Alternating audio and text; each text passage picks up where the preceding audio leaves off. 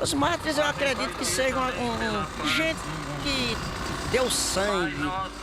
Na escola nunca teve nada ensinando sobre isso. Mártir representa a fé. Quando a gente tem fé mesmo, a gente vai e pede para os mártires, recebe a graça dos mártires, como eu pedi e fui recebida. Eu acredito que foi um impulso do meu coração invocar a Deus, mas me veio os mártires. Mais de 30 homens e mulheres que deram a vida por causa da fé católica. Não nos deixeis cair em tentação, mas livrai-nos do mal. Amém. O martírio significa morte pela fé.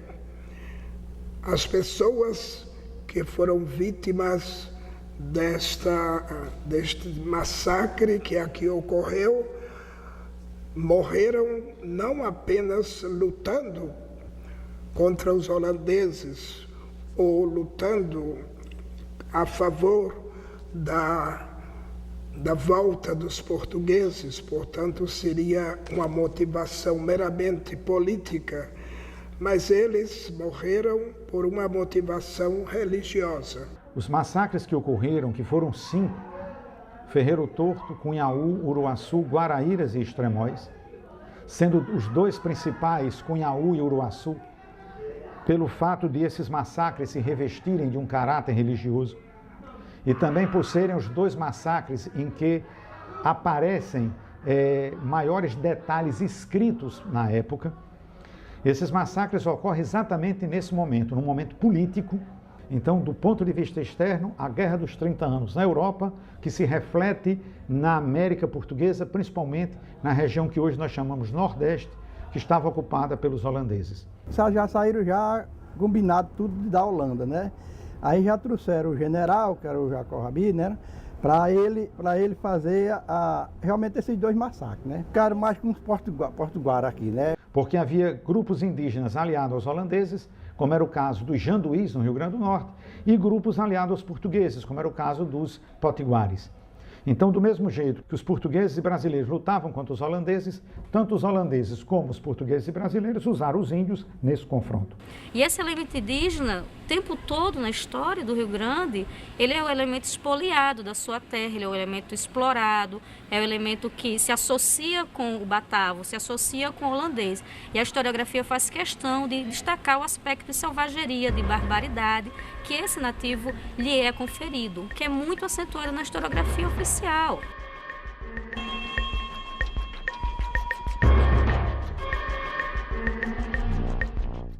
Foram 2 martírios, 2 cenas de martírio ocorridas em tempos diferentes. A primeira, em Cunhaú, foi no dia 16 de julho de 1645, onde havia um grande engenho de cana-de-açúcar, e a segunda em Uruaçu, perto da atual cidade de São Gonçalo do Amarante. O primeiro ataque foi lá, eu Cunhaú. Eles combinaram para atacar na hora da missa, né? Eles invadem a igreja, segundo os relatos, na hora da elevação. O Jacó Rabi, então, sabendo que era um domingo, disse, depois da missa da capela, eu quero falar com o povo. Uma das coisas que ninguém nunca tentou é que o massacre ocorre não apenas no dia de domingo, mas ocorre no dia de festa. 16 de julho é dia de Nossa Senhora do Carmo. E aquela região foi liderada pelos missionários carmelitas, de quem Nossa Senhora do Carmo é a padroeira. Isso nunca nenhum historiador, nem os historiadores clericais, eclesiásticos, atentaram para isso. Vamos pensar no espaço da igreja. A igreja era a maior estrutura dentro das vilas coloniais. Era na igreja que aconteciam todas as grandes celebrações, as grandes cerimônias, as grandes festas, tudo girava em torno da igreja. Jacó Rabi, com os soldados holandeses e os índios potiguares, mandaram parar a missa e então fecharam todas as portas da capela e começou uma matança. Inclusive o padre, eles arrastam para o terreiro da igreja, padre André de Soveral, onde aí depois de matá-lo, tira o coração pelas costas. Mas tem uma história aí que um fugiu, passou por debaixo das pernas de um e passou, mas não tem, não tem negócio bem certo ainda, né?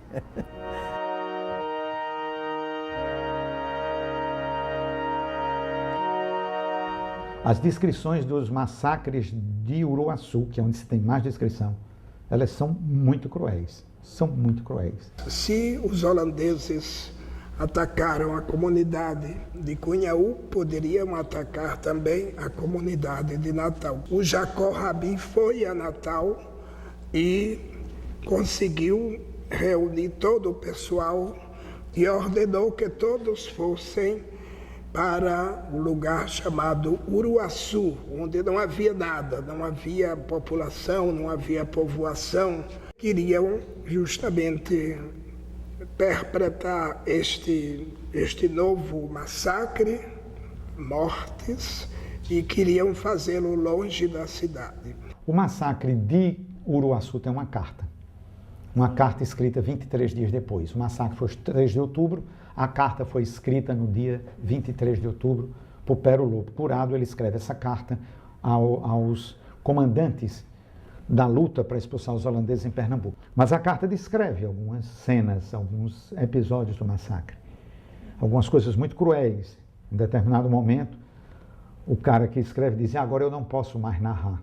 E aí coloca a reticência. E o Tavares de Lira, ele recupera os primeiros autores, os primeiros cronistas que falaram sobre a presença holandesa aqui no estado, na época, então, capitania, e que já tinham realmente no texto essa conotação, né, de sacrifício, de martírio, que estes homens e mulheres de Cunhaú e Uruaçu vivenciaram dentro dos massacres.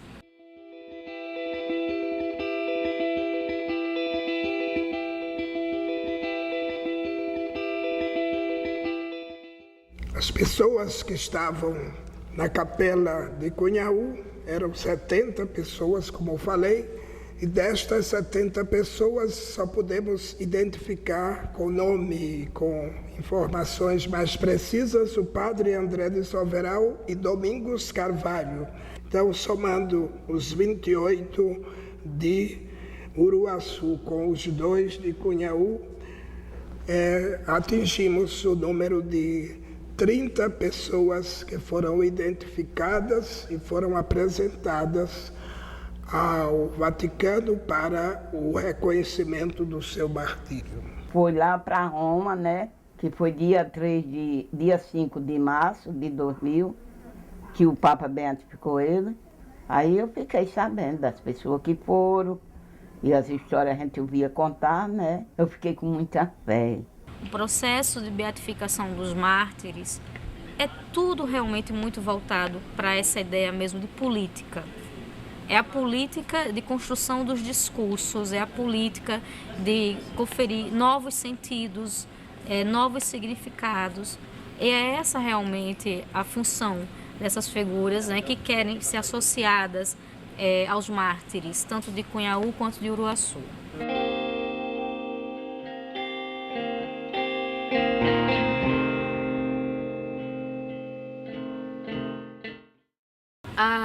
O espaço da fé é um dos espaços mais interessantes, porque é um espaço de construção simbólica. E quanto mais afastados dos grandes centros, mais a sociedade tradicional e os elementos dessa sociedade tradicional se revelam. E por essa razão, o Nordeste acaba sendo um cenário de um clima de religiosidade que, de certa forma, difere de outras regiões. Aí então se botaram tudo abaixo, caiu, o dono morreu, foi só a família. Aí o bisneto dele, que era o Lima, adoeceu de um câncer no pescoço. Aí disse que se ficasse bom, reformava a igreja e ficou bom.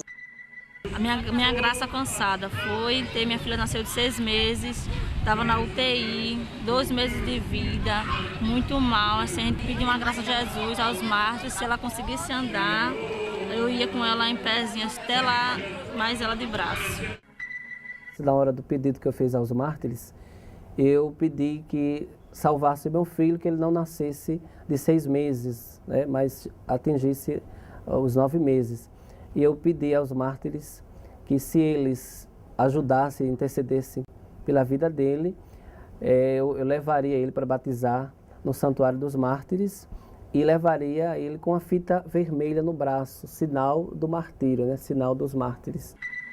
Uma neta minha estava engasgada e eu me envalei e ela ficou boa. O engasgo saiu. Eu fiquei muito emocionada, tive muita alegria quando o engasgo saiu dela. Que se ela desengasgasse, a gente ia lá e ele entrava com ela até o altar, no braço. A minha graça de ter os meus 2 filhos, que é Francisco Aurino e Francisco Isaac.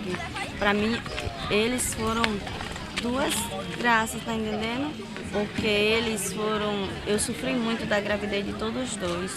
E eu pedia para ele as forças, os mártires. Ele representa muita fé, porque eu tive como, assim, provar, assim, porque eu estava dentro da minha casa, eu vi o martírio, eu vi aquela ruma de gente, dentro da minha casa eu vi aquela ruma de gente morta na frente da minha casa. Aí por isso que eu digo, o que eu pedi para ele, força, fé, isso tudo eu tive, porque eu vi. Eu estava para fazer uma cirurgia de vesícula, então eu fazia 5 anos que eu tinha botado o papel na prefeitura de Goiânia, aí nunca resolveu. Graças a Deus, quando eu fiz o pedido, com 15 dias eu me operei. Existe um elemento muito forte que nós chamamos de eficácia simbólica. E muitas vezes funciona, aquela devoção funciona para quem acredita nela. Né? O meu processo de cura, o meu processo de descoberta, ou até mesmo de solução para o meu problema. Então, a eficácia simbólica seria o elemento central, né, que motiva a fé dessas pessoas, as fazem acreditar nas graças vindas, os pedidos, né, feitos aos mártires, tanto de Cunhal quanto de Uruaçu.